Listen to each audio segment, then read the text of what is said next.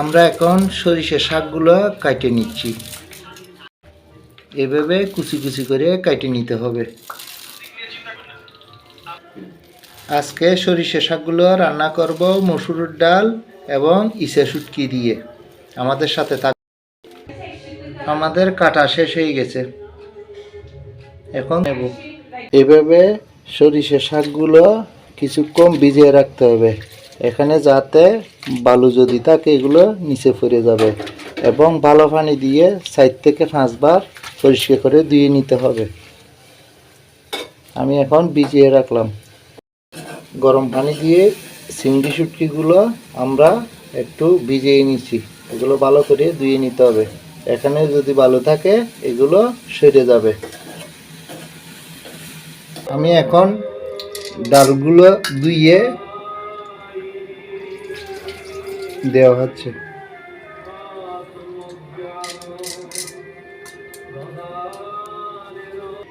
চিংড়ি শুটকিগুলো দিয়ে দিচ্ছি।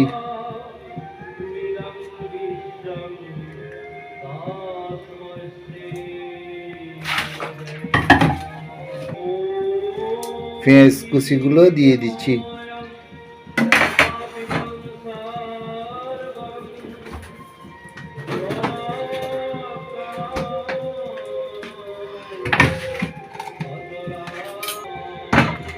আদা বাটা দিয়ে দিচ্ছি। রসুন বাটা দিয়ে দিচ্ছি।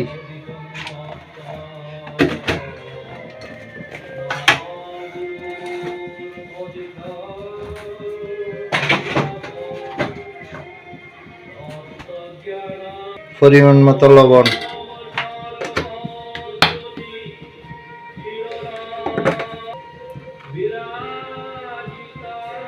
হলুদের গুঁড়ো,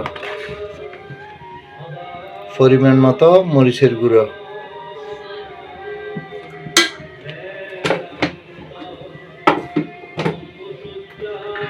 2 চামচ জিরা ধনিয়ার গুঁড়ো।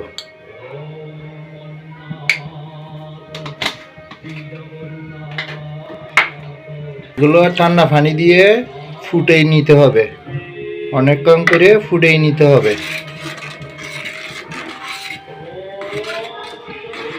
অনেকক্ষণ ফুটিয়ে নিতে হবে। ডালগুলো হালকা ফুটে গেছে, এখন শাকগুলো দিয়ে দেব।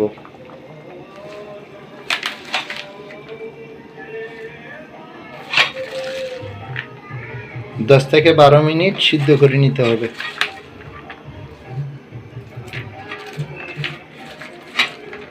শাকগুলো দিয়ে দেওয়া হয়েছে, 10-15 মিনিট এগুলো ফুটাইতে হবে, ভালো করে ফুটাইতে হবে।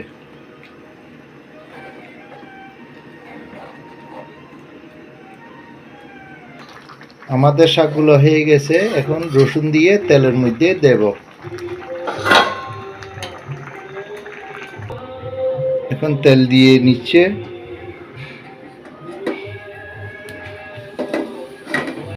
হ্যাঁ, রসুনগুলো দিয়ে দিচ্ছে।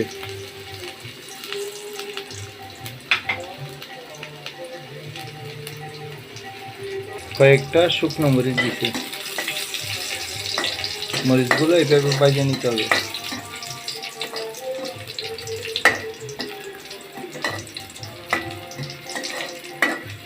গুলো এভাবে দিয়ে দেওয়া হচ্ছে।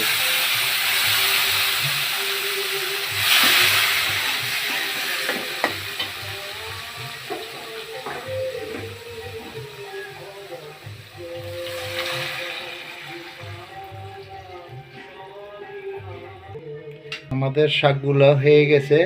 এভাবে রান্না করে আপনারা বাসায় খাবেন, এবং রান্না করে খাওয়া যায় এবং ভাজি। পরবর্তী ভিডিও দেখার জন্য লাইক দেবেন, শেয়ার করবেন, সাবস্ক্রাইব করবেন।